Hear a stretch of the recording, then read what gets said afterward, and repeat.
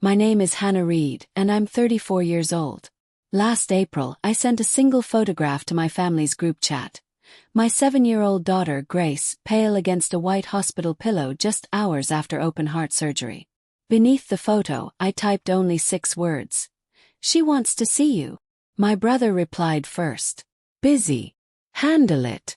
A moment later, my mother answered. "She lived. Stop making her our problem." 14 people were in that chat. Not one of them defended us. Not one asked how Grace was doing. Not one even reacted. I simply replied, "It's okay," set my phone face down on my daughter's blanket, and walked into the hospital stairwell, where she couldn't hear me cry. 3 months later, at exactly 10 p.m. on a Tuesday in July, my mother and my brother dropped their phones at the same moment in 2 different houses on opposite sides of town after seeing the same news report. But before I tell you what happened that night, you need to understand what my family had already done with my daughter's failing heart while I sat alone beside her hospital bed, because those 2 cruel text messages weren't even the worst part. Welcome back to Calm Drama Stories, where quiet people finally say the words they've carried for years, and families are forced to discover what showing up truly means. If stories like this always seem to find you at exactly the right moment, leave a comment below and subscribe. Now let me take you back to February, when what should have been a routine cardiology appointment changed everything. I'm a staff accountant at a small firm in Dayton, Ohio, and I spend my days balancing other people's books, which means I've learned that every lie eventually leaves a trail. I rent a modest 2-bedroom house on the east side of town with my daughter, Grace. She's 7 years old, quietly funny, endlessly kind, and she still draws our entire family in crayon, even the people who haven't earned a place in the picture. Grace was born with a congenital heart defect that surgeons repaired when she was a baby, and she proudly calls the scar running down her chest her zipper, as if it were simply another feature on her favorite jacket. My mother, Linda, still lives 20 minutes away in the same house where I grew up, the one with the American flag on the porch and the church directory hanging beside the kitchen phone.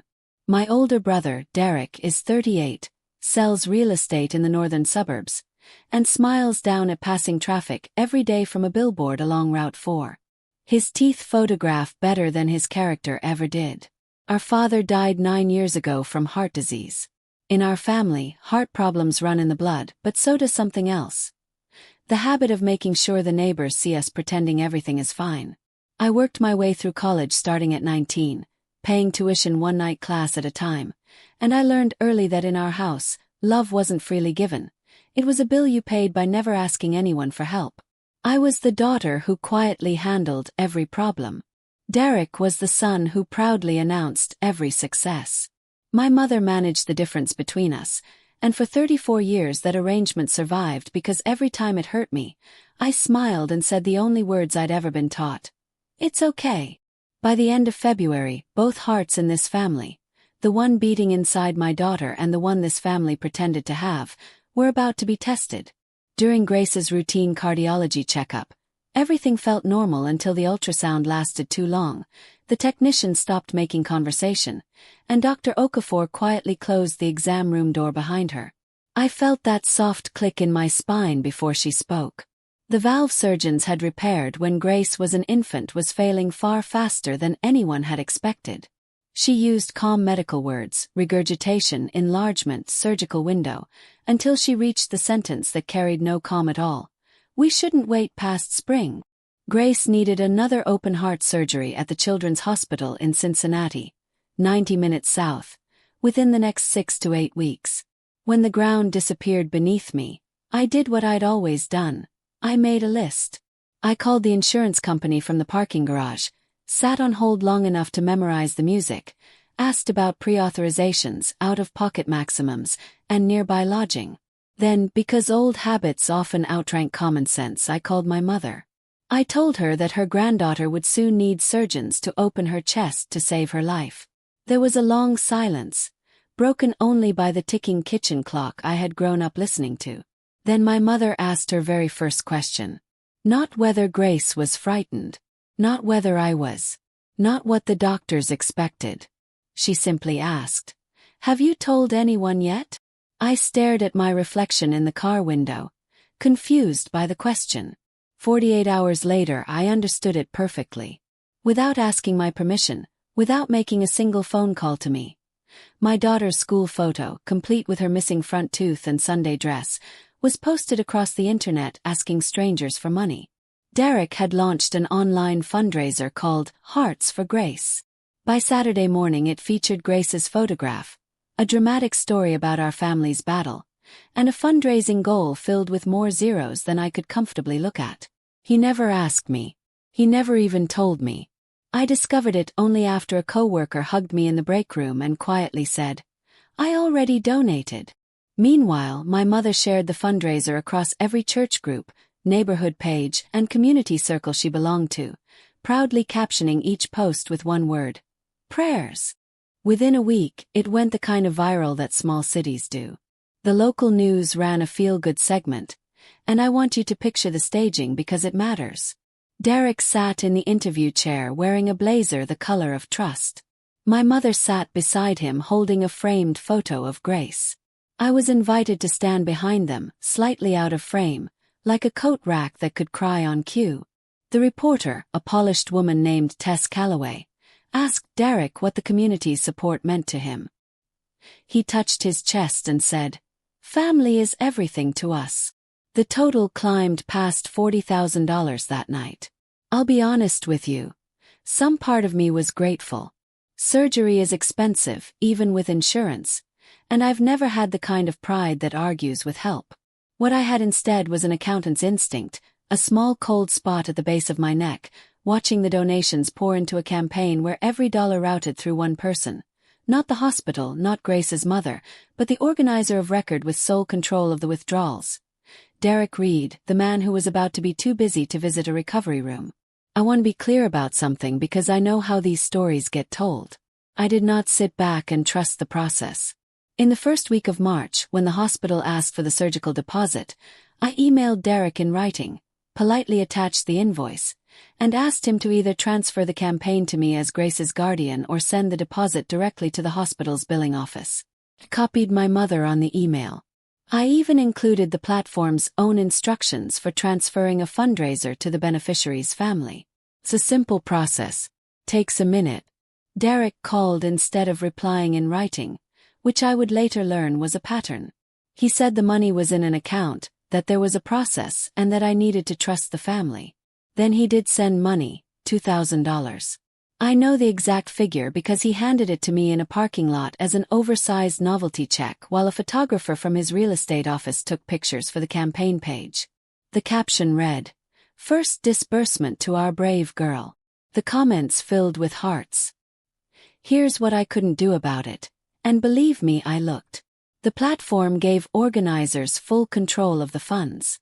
I had no legal claim at that point without hiring a lawyer. And I had a daughter scheduled for open heart surgery in 5 weeks, a job I couldn't afford to lose, and pre-op appointments in another city. You can't fight a legal battle and pack a hospital bag at the same time. So I did the one thing I had room for.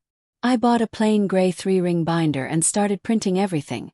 Screenshots, emails, dates, invoices, and that grinning check. Accountant's habit.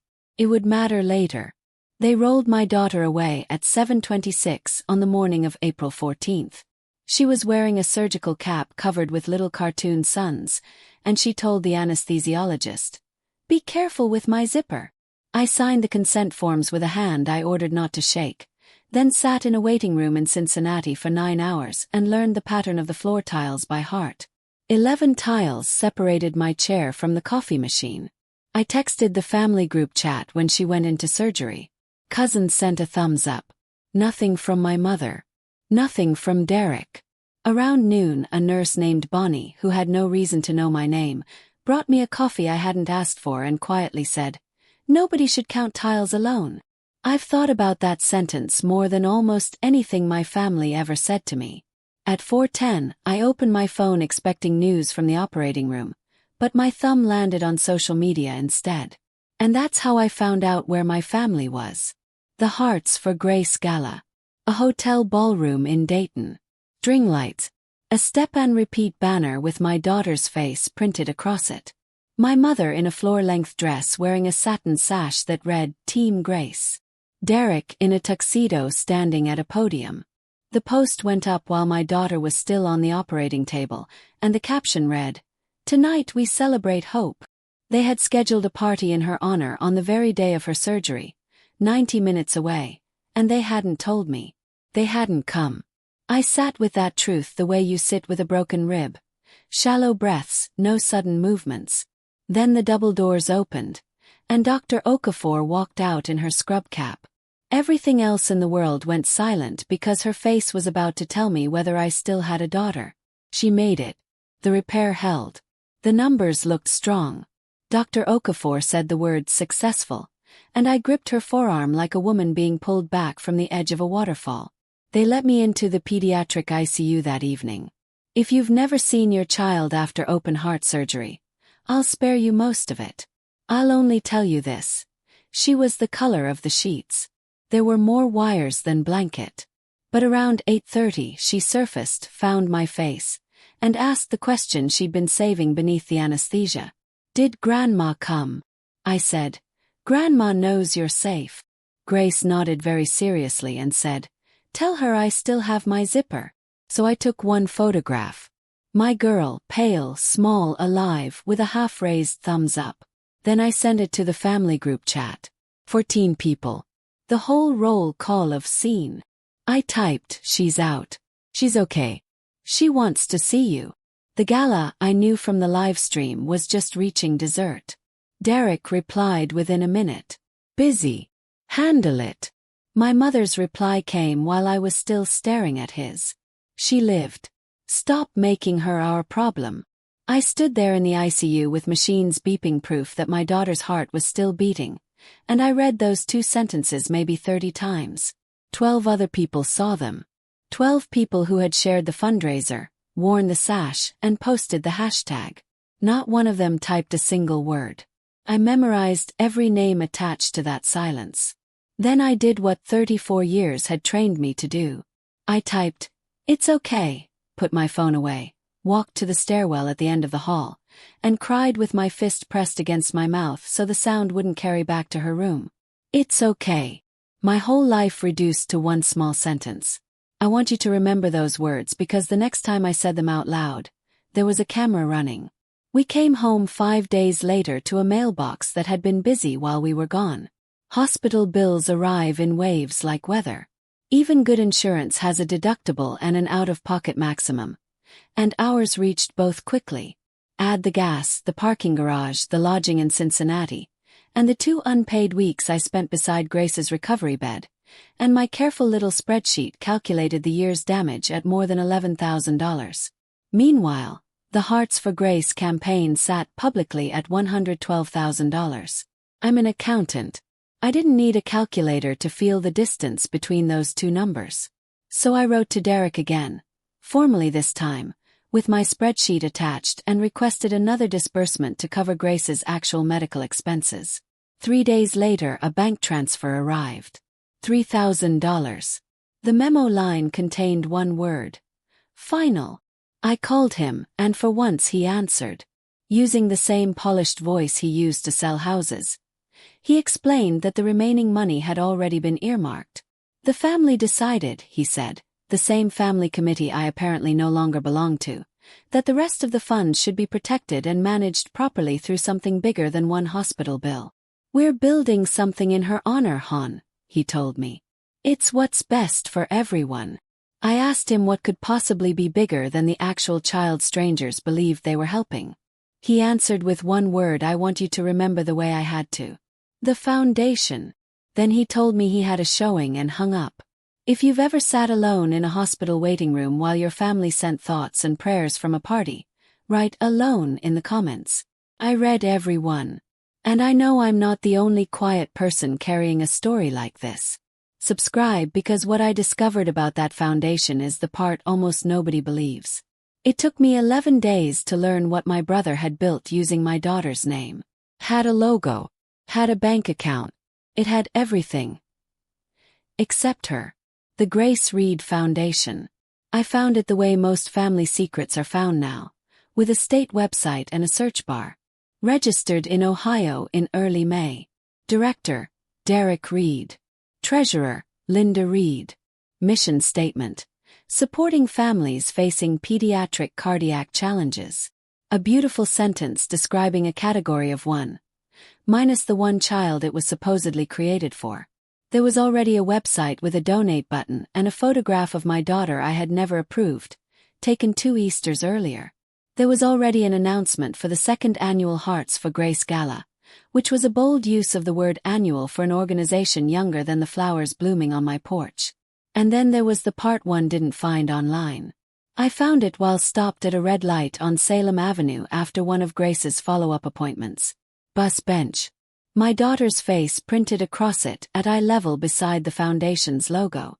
And next to that, tastefully small, sat the gold and navy branding of Derek's real estate office. Fonts. Same colors. Perfectly matched set. My daughter had become a marketing asset with a scar. From the back seat, Grace looked out the window at her own picture and asked, in the quiet voice she always used when something truly confused her, "Mom, why am I on a chair?" Grace asked, looking at the bus bench. I told her, "Some people put pictures where everyone can see them." She thought about that for a moment and then said, "But nobody asked me." 7 years old. Nobody asked me. Out of the mouths of babes came the entire case. I drove us home with my hands at 10 and 2, my jaw aching the whole way. That night, I opened the gray binder and started a new tab. I labeled it in block letters. The Foundation. I decided to handle this like an adult sitting across the table from the people in charge. My mother still hosted Sunday dinner in the house we grew up in. Pot roast, folded napkins, and Grace before the meal. I waited until the plates were cleared, then calmly asked why there was a foundation using my daughter's name that neither Grace nor I had agreed to, and where the $112,000 had gone. My mother didn't flinch. She never had in my presence. I used to think that was strength. She smoothed the tablecloth with the flat of her hand, the way she irons wrinkles while deciding what you deserve to hear, and said, "Sit down, Hannah." I was already sitting. That's a technique. Then she gave me the closest thing to a creed I'd ever heard from her. "This family runs on its name," she said. "Your father left me nothing else. No pension. No insurance worth burying him with. I fed you both on that name. I will not apologize for keeping it strong." I told her a child's hospital bills were not a threat to anyone's name. She looked at me the way you look at a slow student and said the foundation protected the money, that Derek understood optics, and that people donated to something permanent, not to one girl's bad year. One girl's bad year. That was my daughter's open heart surgery, filed under branding. Then she leaned in and delivered the strangest sentence of the entire conversation. Gently, almost like motherly advice. "Sign nothing without showing me first." As though I were the one trying to deceive the family, and not the other way around. Here's where being boring became a superpower. Every night that week, after Grace fell asleep, I sat at my kitchen table with a cup of decaf and the gray binder and did what I do for strangers 40 hours a week. I reconciled numbers. I matched screenshots of the campaign totals by date. Every public post where Derek or my mother announced a fundraising amount. The oversized novelty check. The 2 transfers they had sent me, $2,000, then $3,000 marked final. I compared them against my spreadsheet showing the actual cost of Grace's surgery to our household. More than $11,000. Amounts. Sources. Numbers are honest little creatures. You just have to line them up and let them talk. And the number that spoke the loudest wasn't even mine. At Grace's next cardiology follow-up in Cincinnati, the hospital's family services coordinator, Maria Delgado, a woman in her 40s with a kind of warmth that only comes from seeing heartbreak every day and still choosing kindness, helped me with billing paperwork. While we talked, she casually mentioned the hospital's Cardiac Family Assistance Fund. Then she added, carefully, the way professionals mention things they know they probably shouldn't. "You know, we never did receive anything from your family's event." I asked what she meant. She chose her words like she was stepping across river stones. During the gala held while my daughter was in surgery, someone had stood at the podium and publicly pledged a large donation to the Children's Hospital Cardiac Unit in Grace's honor. Maria had watched the video herself. A colleague had shared it around the office. Yet in all the weeks that followed, the hospital had received exactly what I received from my family while I sat in that ICU. Nothing. I drove the 90 minutes home with one question keeping time with the windshield wipers. How big was the pledge? The video was still on the foundation's page. 41 seconds. Derek standing at a podium beneath string lights, wearing a tuxedo, smiling beneath a banner repeating my daughter's face like wallpaper. He raised a glass and proudly announced that Hearts for Grace was pledging $25,000 to the Children's Hospital Cardiac Unit in Grace's honor. The ballroom stood and applauded. My mother, sash and all, pressed her hand to her chest like a woman accepting a medal. 400 people applauded money that, according to the hospital's own development office, never arrived. Not that month. Not the next. Not ever. I confirmed it with Maria twice more, politely and in writing, because accountants verify before they conclude. The hospital that had opened my daughter's chest and sewn her heart back together had been used as nothing more than a stage prop. The applause had been collected, shared, and turned into likes, headlines, and Derek's smiling headshot, while the actual check existed only in the speech. I sat with the binder open to its newest tab and realized something that changed the temperature of the entire story. Until that night, I had let myself believe my family was merely vain, tacky, hungry for attention, and cold in a crisis, but basically harmless. Parade people. But even parade people usually pay the pledge. The parade may be the point, but the float still has to be real. This was different. Announcing a gift to a children's hospital, pocketing the applause, and never making the donation isn't vanity. It's theft with a soundtrack. And if the loudest, most public, most easily verified promise they made was hollow, then the quiet ones, the earmarked funds, the protected money, the entire $112,000 minus the $5,000 they had sent me, weren't earmarked for anything except themselves. The question stopped being whether. It became how much, and for what. I tried the honorable road first, and I want that on the record. In mid-June, I sent a formal letter, actual paper, actual stamps, to Derek as the fundraiser organizer and my mother as the foundation's treasurer, requesting a full accounting of every dollar raised in my daughter's name. As her mother and legal guardian, it was a reasonable, documented, and polite request. What I got back wasn't an answer. It was a summons. My mother called it a family meeting. The dining room table told a different story. When I walked in, there were no plates. Just Derek, his wife Rachel staring at her hands, my mother seated at the head of the table, and a single manila folder placed perfectly square in front of the empty chair waiting for me. I sat down. My mother said they were concerned about me. Derek called me ungrateful while managing to sound sympathetic, which is a useful skill in real estate. The entire script had clearly been written before I arrived. I was overwhelmed. I was fixating on money. I was, in my mother's words, delivered like a diagnosis. Not thinking clearly since the surgery.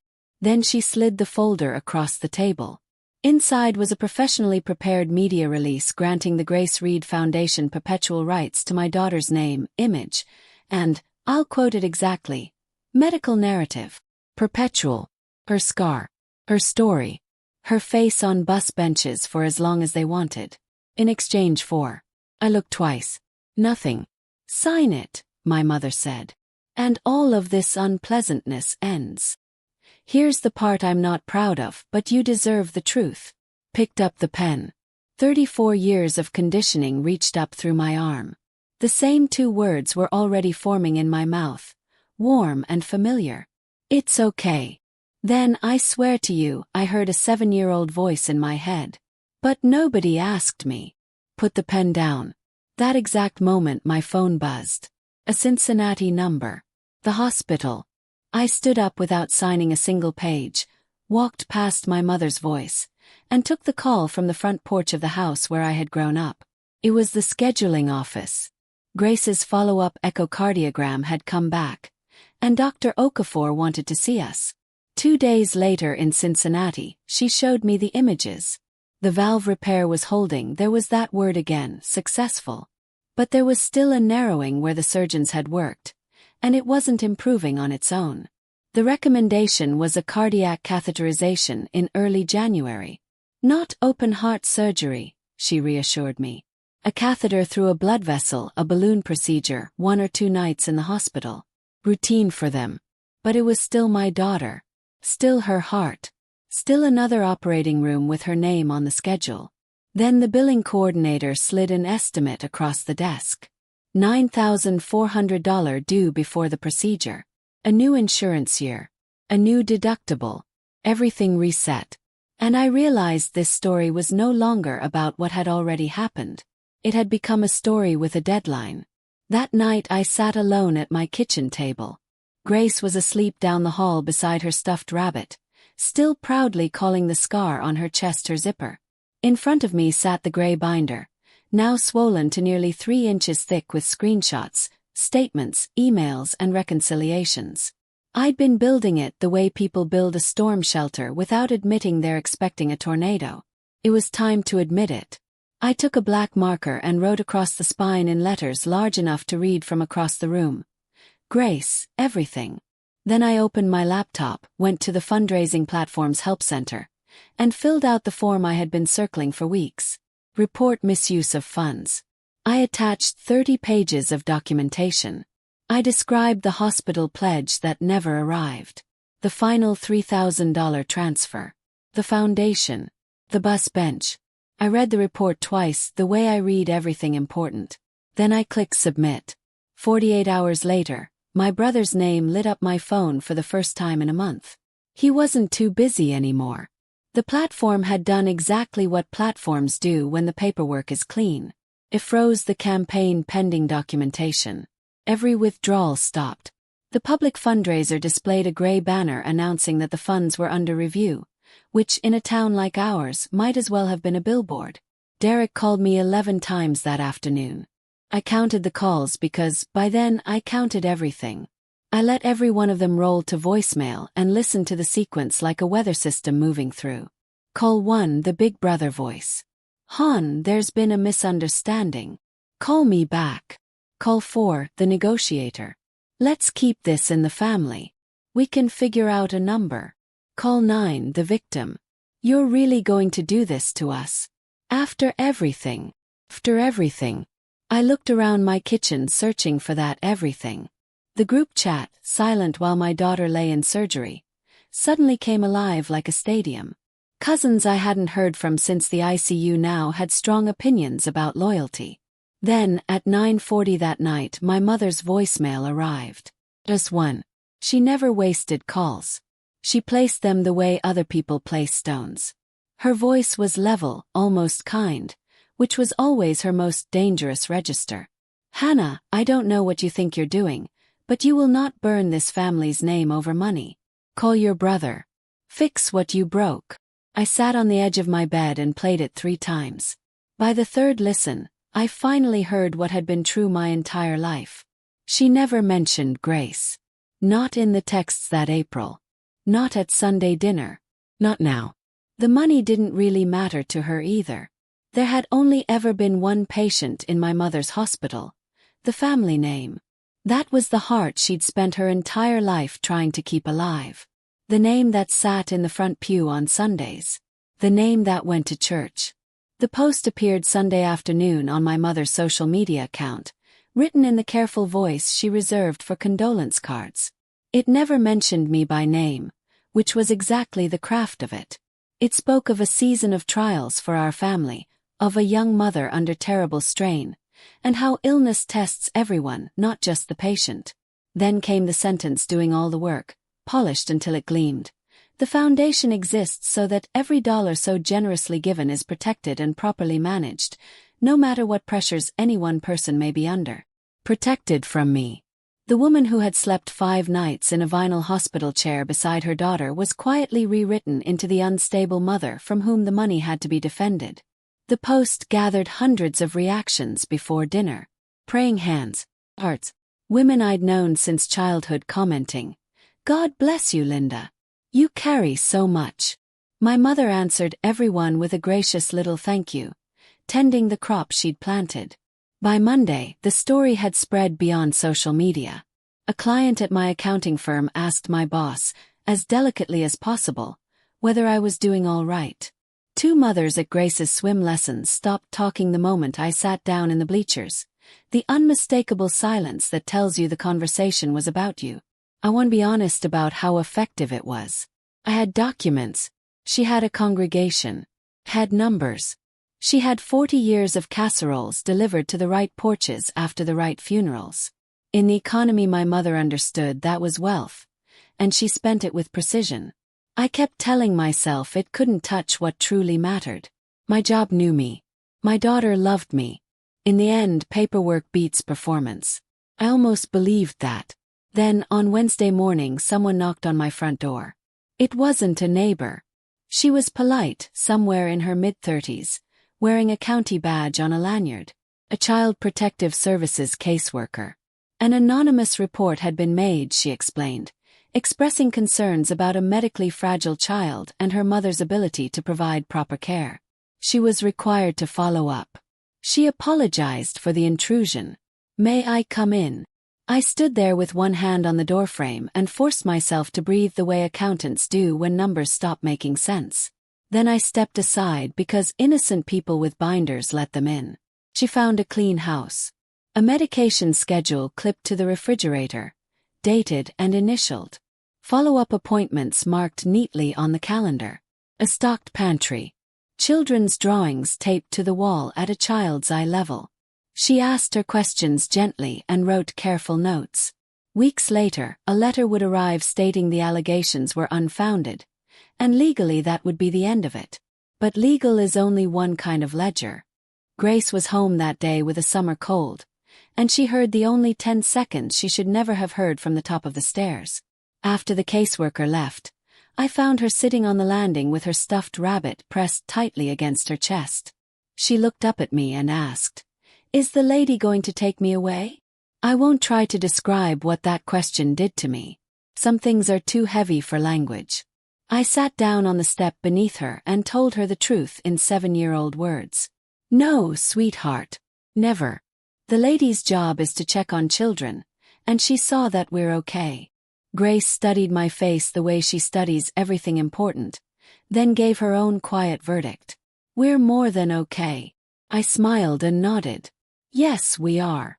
I tucked her into bed early that evening, came downstairs, and stood alone in my kitchen without really seeing it, feeling something old inside me change its state, the way water becomes ice. I never learned who made that anonymous report, and I've been careful never to claim I know. That night, though, my phone buzzed with a message from my brother's wife. "Rachel. Coffee. Not at my house." We met Thursday morning at a diner off the interstate, the kind with homemade pies displayed behind glass and absolutely no one either of us knew. Rachel looked like she hadn't slept since spring. She'd been my sister-in-law for 11 years. We were never especially close, but she had sent a handwritten card to the hospital after Grace's surgery, which by Reed family standards practically made her a war hero. For several minutes she stirred her coffee and built a fence out of small talk. Then she stopped, looked at me and quietly said, "You know I do the books for Derek's office. He can't run a spreadsheet." She slid a plain manila folder across the table but kept 2 fingers resting on it for a moment longer than necessary. What I saw on her face wasn't guilt or drama. It was grief. Inside were printed bank statements from the Grace Reed Foundation account covering May through July, slightly crooked, obviously printed from someone's home printer. Rachel walked me through them in the flat, emotionless voice only bookkeepers use while my coffee slowly went cold. A 5-figure payment to a lakeside resort labeled planning retreat. 2 attendees, both with the last name Reed. Monthly payments on Derek's brand new truck categorized as marketing vehicle. An invoice from a kitchen contractor paid entirely from foundation funds, described as office renovation. The office my mother ran from the very same kitchen where I learned to say, "It's okay." Line after line, I watched money donated for my daughter's heart quietly walk out the door wearing work boots. I finally asked Rachel why she was giving me all of this. She stared out the diner window at the parking lot for a long moment before answering. "Because I sat at that table the night they rehearsed what they were going to say about you," she whispered. And all I could think was, my children are watching this. They carry this family name too. Then she gave me the sentence I'd carry into every room after that. If you use these, use them right. Not to win. Right. She left first. I stayed behind with Rachel's folder beside my gray binder. Her numbers fitting perfectly into mine like matching gears. Together they formed the complete story. And I understood something important. Documents sitting in a folder don't end anything. Paper is only potential. Someone still has to close the circuit and be willing to pay whatever the truth costs. Tucked beneath the last page of the folder was a business card held in place with a paperclip. A name I recognized immediately. Tess Calloway. Channel 7 News. The investigative reporter who hosted a segment called Follow the Money, usually exposing contractors who disappeared with homeowners' deposits. I emailed the station's tip line that Friday. Tess called me back Monday morning before I'd even finished my first cup of coffee. We met in a conference room overlooking the station parking lot, and I laid out the entire story. The fundraiser, the ICU, the text messages, the foundation, the missing hospital pledge. She listened for 20 straight minutes without writing a single note. Later I learned that's what she does when a story is real. Notes are for stories that might matter. When I finished, she sat quietly for a moment and then said the one thing that made me trust her completely. I was the reporter who did the feel-good story on your brother in March. A blazer. The oversized check. Family is everything. I put that on the air. She tapped the conference table once. So I own a piece of this too. Then she became all business. A story like this stands on 3 legs or it falls over, she said. First, documents. Had them. Between Rachel's records and my own binder, I had 2 families' worth of bookkeeping. Second, independent confirmation. A complaint filed with the State Attorney General's Charitable Law Section. Something official her newsroom could cite, not just a sister's arithmetic. Maria had already walked me through where that complaint would go. The form had been sitting open on my laptop for a week, waiting for my nerve. And third, Tess looked at me the way you look at someone before handing them something heavy. A source on camera, on the record, with a name and a face the audience can weigh. Sources with faces, Hannah, she said. Otherwise, it's gossip with graphics. Then she asked the question I'd been dreading, and it wasn't about me at all. Would Grace sit for it? Tess asked professionally, almost gently.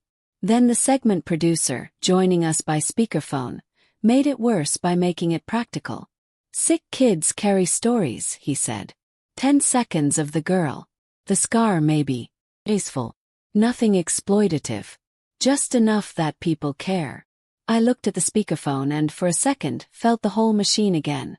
The same hunger that built the gala, only this time wearing a press badge instead of a sash. And I heard myself say no with a steadiness that surprised even me. No face. No scar. No bedside. My daughter had already been a prop in one production. I haven't come this far to cast her in a second one with better lighting. The producer's silence carried a shrug. Tess studied me, and something shifted behind her eyes. Respect, I think. Or recognition. But she didn't sugarcoat it. Without the child, the story became harder to sell upstairs. Could run short. Could get bumped for weather. That was the trade. Then she gave me one more piece of arithmetic and made sure I said it out loud. If the platform confirmed misuse, the frozen donations would be refunded to the donors. Every refunded dollar was a dollar that would never reach Grace's medical bills, even though her name had raised it.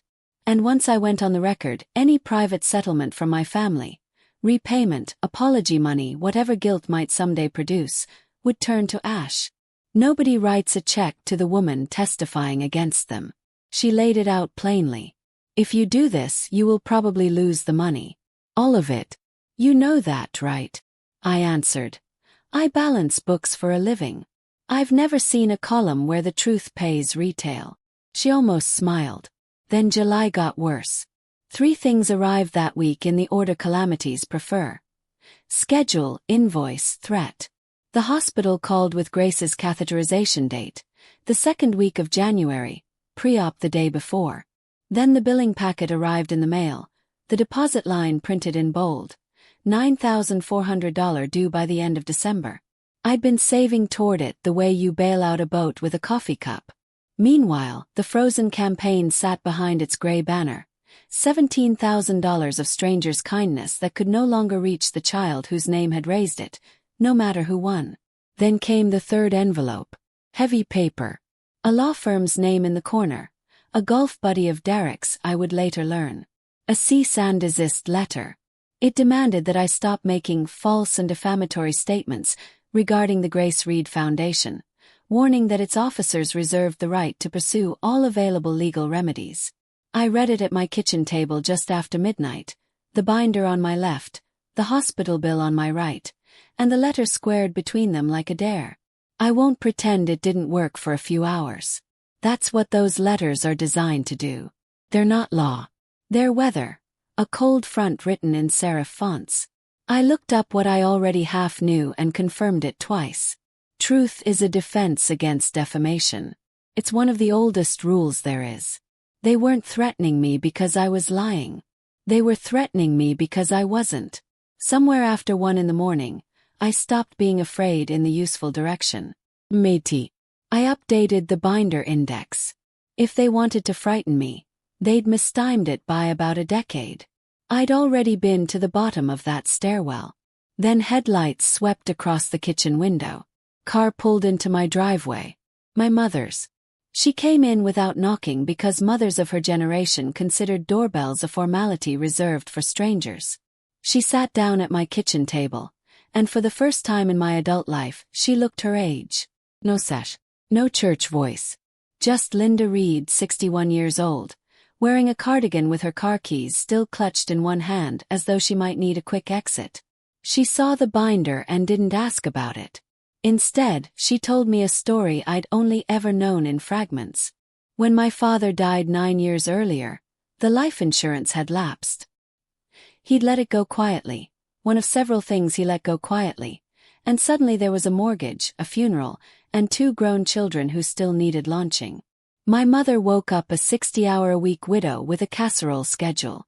The church fed us for a year, she said. You remember the food. You don't remember why it kept coming. Kept coming because of the name I built. Because I ironed my funeral dress and smiled for 9 years. Hannah, reputation is the only pension a woman like me ever had. For one long moment, I saw it all at once.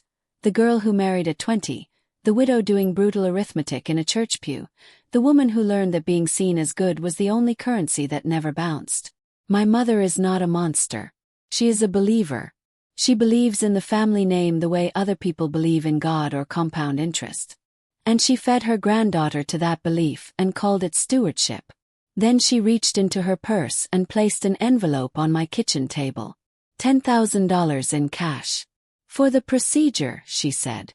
Beside it, she laid the media release with the signature line flagged in cheerful yellow. Take it. Sign it. Let us keep what keeps us. I looked at my mother and told her no as gently as no can be spoken. At the door she paused. Without turning around, she repeated it, softer this time, almost like a prayer. This family runs on its name. The Attorney General's office opened at 8. I was in the parking lot at 7:45 with 2 coffees growing cold. And by mid-morning it was done. The complaint to the state's charitable law section ran 40 pages with exhibits. My binder, Rachel's bank statements, and the hospital's written confirmation that the $25,000 pledge had never been received. At the end, I signed a sworn affidavit, my name in blue ink beneath the word true, with a notary's seal beside it like wax closing the cover on my old life. There are signatures you can walk back. This wasn't one of them, and I knew it while the pen was still moving. My hand never shook. That afternoon, I sat in a Channel 7 conference room and signed the second document. An on-camera interview agreement with my own conditions written into it and initialed by the producer, because I don't do handshakes anymore. No footage of Grace. No photographs of Grace. No hospital bed. No school name. Nothing that could help a stranger find my daughter. Tess read my edits, slid the agreement across the table, and the producer pushed back exactly once. Without the kid, we might lose the 10 o'clock slot. I answered. Then lose it. You get the mother and the math. Tess wrote that sentence down. She said it would probably become the promo, and she wasn't wrong. Then I lifted my gray binder and Rachel's folder from my tote and set them on the conference table. And the room fell silent the way rooms do when the weight changes hands. Taping was scheduled for Friday. Air date: Tuesday at 10 p.m. Standard journalistic practice, Tess explained, meant the station would contact both my mother and my brother for comment on Monday. No ambushes.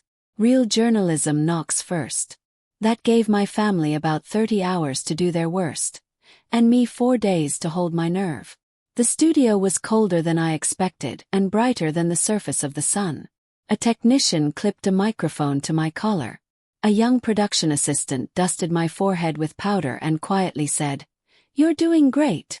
Then it was just Tess, 2 cameras, and the kind of silence that money costs. She began with the numbers because we'd agreed the numbers were the spine of the story. $112,000 raised. $5,000 transferred to Grace's household. $25,000 publicly pledged to a children's hospital and never delivered. Resort. Truck. Kitchen renovation. I answered every question the way an accountant answers, with dates, amounts, and facts. Then Tess asked me about the night of April 14th, and I did the one thing I'd practiced not rehearsing. I took out my phone, opened the family group chat, and read the messages exactly as they had been written. "She's out. She's okay.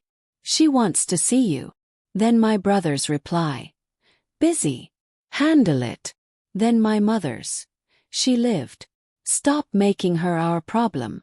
I read each sentence slowly, the way you read numbers into a sworn deposition, because words spoken slowly can't be dismissed as anger. Tess let the silence settle. Then she asked quietly, "And what did you reply?" I looked down at my phone and answered, "It's okay." Then I stopped, because something I'd been carrying for 34 years finally set itself down. "I've been saying those words my whole life," I told her. "To my mother. To my brother. It was never okay. I just kept absorbing the cost and calling it love." Tess nodded without filling the silence, and somewhere behind the cameras I heard one of the operators swallow. Over the weekend, the station cut a 15-second promo. No names, no faces, just a blurred check and a voiceover. A local feel-good fundraiser. Where did the money really go? Tuesday at 10. And here is the truest sentence in this whole story. My brother shared that promo on his business page with a caption, "Hope it's not my competition." Winking emoji. Monday afternoon the station's calls went out. One to Derek, one to my mother. Tuesday came anyway. At 6 o'clock Tuesday evening, 4 hours before the broadcast, my mother stood on my porch holding a manila envelope thick enough to stop a door. I saw her car from the kitchen window and stepped outside before she could knock. Some conversations don't belong inside a house where a child is coloring. The July heat leaned on everything. Crickets. My porch light not yet on. She held out the envelope and told me what was inside before I could ask. $40,000. Full repayment, she said. Every cent you say we owe and then some. Derek is selling the truck. I took a loan against the house. Her voice was doing something I'd never heard before. It was asking, "You call that reporter. You tell her you overstated things, and this ends tonight." The foundation dissolves quietly in the fall. The family stays a family. I looked at the envelope, and I'm going to be honest with you about that moment because the honest version is the whole point of this story. I wanted it. It was Grace's deposit, a year of breathing room, and my mother, for the first time in my life, paying a real price to keep me. Every version of me that had ever said, "It's okay," was standing on that porch in a choir. And the price tag seemed so small, didn't it? One phone call. One more absorbed cost. Grace would never know. The donors would never know. Only I would know, which is exactly how it had always worked and why it had always worked. And for the first time I saw the machine clearly. My silence was the fuel it ran on, and it would keep running on it forever. Someday it would teach my daughter to say, "It's okay," with her own blood. My mother watched me look at the envelope and made the only closing argument she'd ever really had. This family runs on its name, Hannah. You're about to burn down the only roof we ever had. I answered quietly because quiet was all I had left, and all I needed. My daughter is not a name, Mom. Names don't sit in waiting rooms. Then I pushed the envelope back across the space between us, my fingertips steady on the paper, feeling the exact weight of everything it cost. Her face came apart just once, only for a second. You still have 4 hours, I said. You could spend them calling your granddaughter. She still asks about you. My mother walked back to her car. No shouting, no slam door. Just the soft click of a sedan closing, somehow the loudest sound I know. Through the kitchen window, the oven clock read 9:58. I know how 10 o'clock looked in 3 different rooms because 2 of them were later described to me in detail by people who were there. In my living room, the lamps were off, the volume was low, and Grace was asleep down the hall with her rabbit. I sat on the floor with my back against the couch, closer to the television than any grown woman should sit, the way you watch the weather after the sirens have already sounded. Across town, in the church fellowship hall, my mother sat at bridge night surrounded by 4 card tables and someone's grandson's graduation sheet cake. And in a steakhouse up north, Derek entertained clients beneath a wall-mounted television. He had personally asked the hostess to tune it to Channel 7 because the man who'd proudly shared the promo genuinely had no idea he was the story. The segment aired third, after a water main break and before the weather. "Follow the money," Tess began, her voice level as a spirit gauge while the graphic built itself line by line. $112,000 raised. $5,000 paid to the child's family. $25,000 pledged to a children's hospital. Then the next line appeared, pledged on stage in a tuxedo to applause. According to the hospital, never received. After that came the bank statements Rachel had printed on her crooked kitchen printer, now transformed into clean broadcast graphics highlighted in yellow. Resort deposit, planning retreat, truck payments, marketing vehicle, kitchen renovation, office. Finally, a spokesperson for the state attorney general confirmed that an active investigation was underway. The platform confirmed the campaign had been frozen and that all donors would be refunded.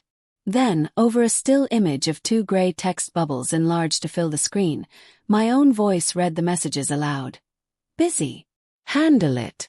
And then, she lived. Stop making her our problem. In the fellowship hall, they later told me the room went quiet 1 table at a time, like windows going dark, until the only sounds were the television and my mother's phone slipping from her hand onto the carpet. At the steakhouse, one of Derek's clients looked at the screen and asked, "Derek, isn't that you?" My brother stood up too fast, knocking his phone to the floor with his fork. 2 phones, 2 different rooms. The same minute. In my living room, the woman on the television said, "I've been saying it's okay my whole life. It was never okay." And the woman sitting on the floor finally believed her. I turned off the TV, and the house became so quiet I could hear the refrigerator humming. Then my phone began filling like a bathtub.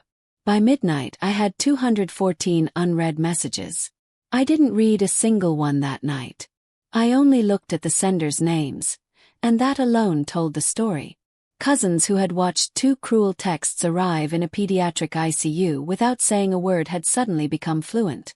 A great-aunt. 2 deacons. Numbers I didn't recognize. And woven through the flood, my mother, calling on the hour like a clock striking. I let every call go to voicemail and listened to them later at my kitchen table with the lights off. 10:40 p.m. fury, the burn this family down voice. Words like betrayal, ungrateful, and legal threats that had already lost their power. 11:30 p.m. damage control, eerily composed. Carefully arranged phrases like misunderstanding, taken out of context, and we should handle this as a family. Then, at 1:14 a.m., I heard a voice I'd never heard from my mother in 34 years. "Mo, Unirand. Hannah, please." That was the entire message. I sat there in the dark with the phone glowing in my hand, and I want to tell you the truth the way I promised I would. That one almost reached me. I had prepared myself for rage. I had never prepared for please. I walked down the hallway and stood in Grace's doorway, listening to her breathe. The deep, even wonderfully ordinary breathing of a child whose repaired heart was quietly doing its work in the dark. That sound is what I traded everything for. Still holds up. Back in the kitchen, I opened the family group chat one final time. 14 names. The entire roll call of people who had read one photograph and shown me exactly who they were. I didn't type a goodbye because any goodbye would have been written for them, not for me. I simply pressed leave conversation. The screen asked if I was sure, and for the first time in my life I was. By Wednesday morning, the story had overflowed its banks. A national morning show ran 40 seconds of it in their roundup of the day's biggest headlines. 2 major news aggregation pages reposted the screenshot of those text messages, and strangers in different time zones were reading my mother's words to her granddaughter over breakfast. The consequences didn't arrive like lightning. They arrived like paperwork, which is how consequences usually travel. Derek's brokerage released a statement saying his actions do not reflect our values, then quietly removed his listings. Within a month, the billboard on Route 4 that had once advertised Derek was replaced with a mattress ad. The Grace Reed Foundation announced it would dissolve voluntarily before the Attorney General forced the issue, claiming the decision was made to avoid further distraction from Grace's recovery. That's a sentence I'd frame if irony could hang on walls. The Frozen campaign ended exactly the way Tess had warned me it would. Every donation was refunded. I watched the total fall back to zero and felt the strangest sense of peace. The money had never behaved like money in my family. Better that it returned to the people who gave it than remained stained by what it had become. Then on Thursday Maria from the hospital called. I could hear a smile in her voice before she spoke. Donors had been contacting the hospital all week, refund notices in hand, asking if there was a way to make sure their gifts actually reached Grace. There had always been. The Children's Hospital Cardiac Family Assistance Fund, hospital administered, independently audited, and applied directly to patient accounts, without a single dollar passing through anyone's kitchen. By the following Friday, enough donations had been directed to Grace's account to cover the January procedure, the outstanding medical bills behind it, and leave a cushion for the family who came after us. The money found its way back to my daughter. It simply refused to pass through the hands that had tried to own her story. The money never passed through my hands or my mother's or anyone else's. But that was the point. Bonnie, the ICU nurse, I learned much later, appeared on the donor list twice. Once in April under her own name, and once in July under the name Tile Counter. Grace had her catheterization the second week of January. What the doctors promised is exactly what happened, and that's all you can ask of medicine. Vessel. Balloon. 2 nights in the hospital. Home by Friday with a juice box addiction and a sticker on her chart that read, Champ. Dr. Okafor showed me the before and after images. The narrowing had opened, the numbers were exactly where they belonged, and she used the word excellent, which, coming from her, was practically a parade. Maria met us in the lobby on discharge day with all the paperwork already completed. Deposit covered. Balance covered. Her smile hidden by nothing at all. In the spring, the Attorney General's office resolved its investigation the way these things usually end when the arithmetic is undeniable and the lawyers are tired. A settlement, restitution paid into the state's donor reimbursement fund, the Grace Reed Foundation formally dissolved, and both my mother and my brother signing an agreement that neither of them would ever again solicit charitable donations in this state. Their names, the thing they had spent a lifetime protecting, were now listed on a public registry saying exactly that. Some days I find that sentence heartbreaking. Some days I find it perfectly fair. Most days I find it both. Rachel filed for divorce in March and moved with her children 2 streets away from mine. Now we trade school pickups, which is its own quiet definition of family. Then, one afternoon in April, almost exactly a year after that photograph, an envelope arrived in my mother's handwriting. There was no apology inside. I knew better than to expect one, and somehow I hoped anyway. There was only a single sentence written on the back of an old Hearts for Grace donation card. Grace's smiling Easter picture was on one side, my mother's neat cursive on the other, because even her tenderness still traveled through the same old machine. You are still a read. I stood at the kitchen counter for a long time before pulling the gray binder from the shelf. Grace, everything written across the spine.